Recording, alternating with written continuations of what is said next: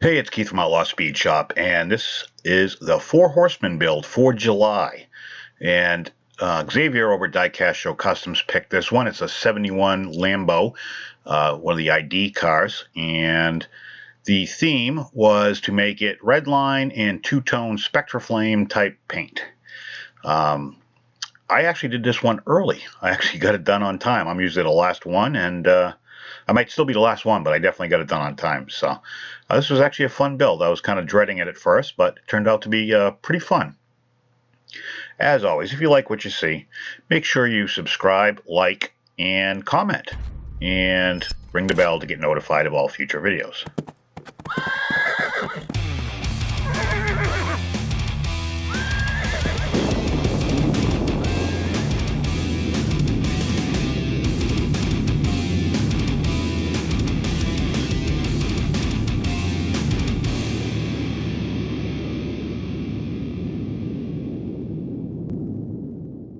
So yeah, this was definitely fun. Little bit different. The ID cars have almost like a clear base. To be honest with you, I don't even know what people do with them. I think you can track races or, I don't know, lugs or, I have no idea, to be honest with you. I really don't care.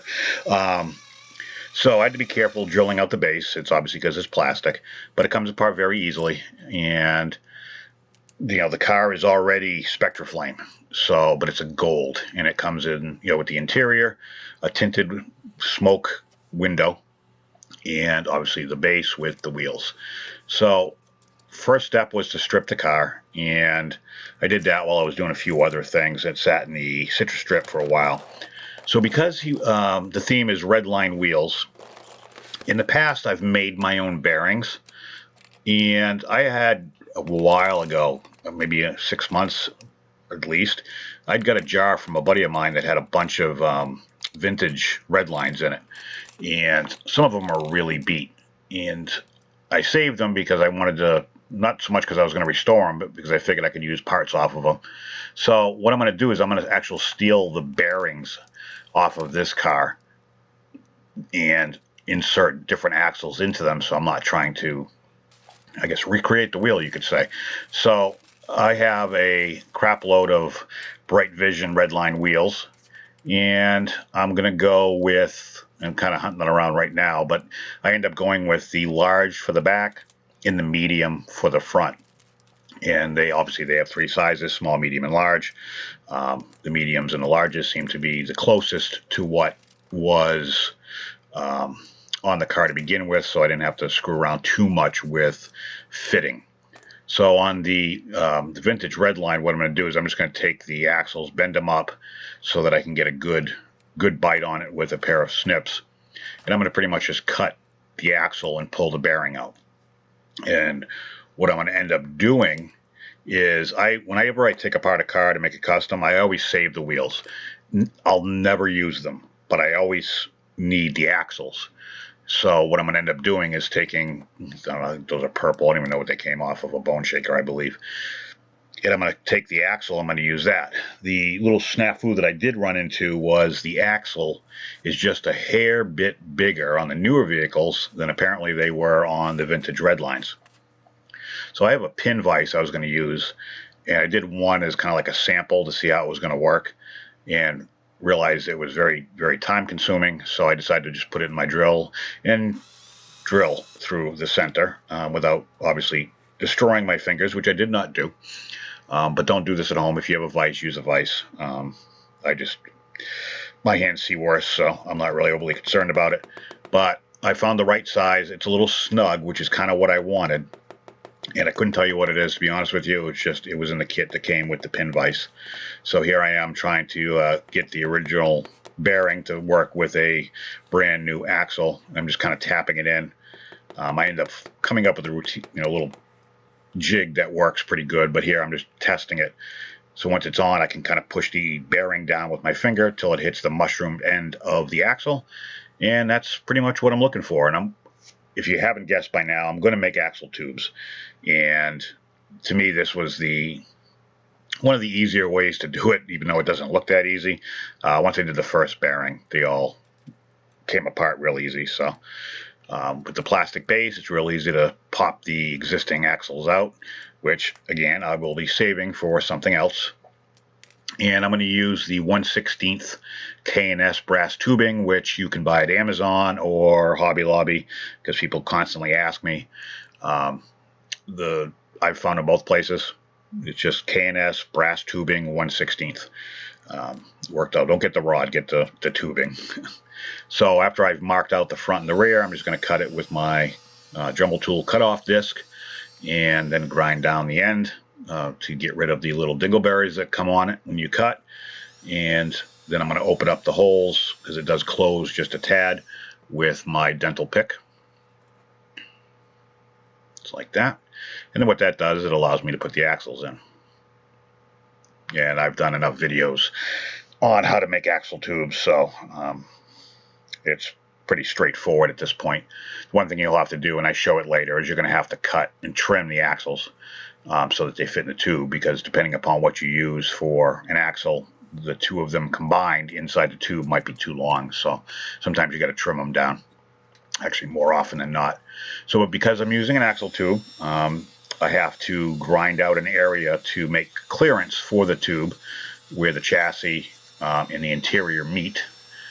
So I'm going to do that on the front and the rear, just to give myself some clearance and make sure that nothing obstructs or does it, because what will happen is it just won't all snap together right. So, and as usual, I will do some fitting and see how much I have to grind down, if any, out of the channel where the original axle sat, because obviously I've doubled the size with the axle tube. So I do a lot of fitting. If you watch any of my videos, I'm constantly fitting. And you know what sucks is this time I probably fit 4, 5, 6 times, and I still screw stuff up.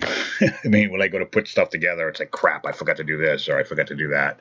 So don't rush. Take your time. Spend the right amount of time making sure everything is going to work and fit together the best you can. And it'll avoid you some headaches at the end when you go to assemble it after it's all been painted. So once everything is to where I think it is going to work pretty decent, I'm going to use my wire brush attachment on my Dremel to clean out whatever remaining paint may still be there from the citrus strip, because I haven't done that yet. And then at that point, I'll take a pick. There's a few vents and various little spots on this one that actually happen to be a pain in the neck, so I don't always need a pick, but this time I did. Then I'm going to take my metal polish and my Dremel tool once again, which is the most used tool in my arsenal, and pretty much just work it in real slow. And then once I've worked all the polish into all the surfaces, then I'll pick up the speed on the Dremel and just keep working it in and working it in.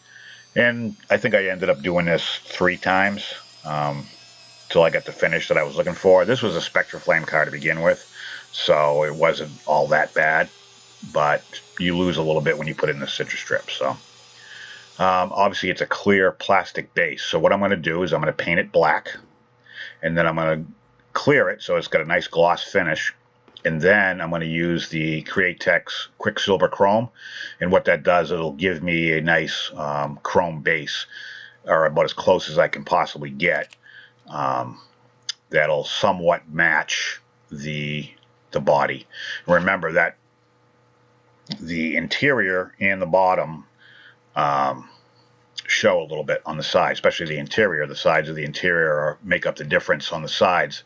So on the original model, it is the gray plastic, which kind of looks hokey when you look at it from the side. You know, you get on the original one, I think it was gold. So you have the nice Spectra Flame gold, and you've got generic gray plastic, and then you get the base. So, you know, by doing the base and everything else, it's gonna work out pretty well. So I'm kind of cheating, and I know I am. The challenge was to use two-tone Spectra Flame paint, but the chrome came out so good on this, I'm going to go with the lime from Bright Vision, which is the same pretty much as the Red Line Shop stuff.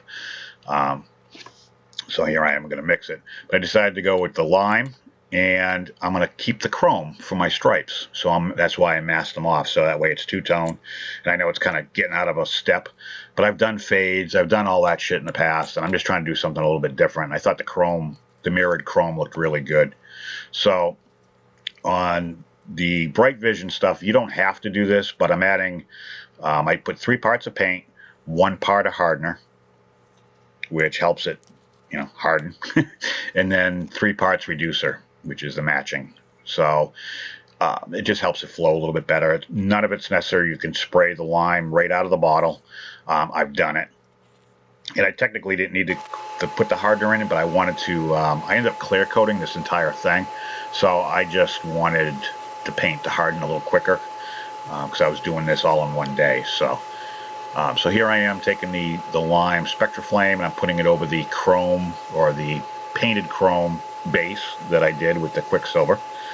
And I'm not too concerned with the shade maybe being a little bit different, because really all that does show is just a little bit on the front, a little bit on the back, and then obviously when you're moving it around, you can kind of see in the wheel wells and stuff like that. So a little bit darker is okay, which is what it is, but you can't even notice it. So here I am doing the body. Like with most paints, put a light coat on it first, more of a tacky coat. Then after that, you can just progressively put as many coats on of the spectra flame as you'd like to desired finish. I mean, ultimately, the more you put on, the darker it's going to get. So, and knowing I was going to clear this afterwards, when you clear, it does darken it up just a tad. So I was trying to find a happy medium, what I thought looked good. I probably could have stopped 1 layer less than what I did, but in the end, it is what it is.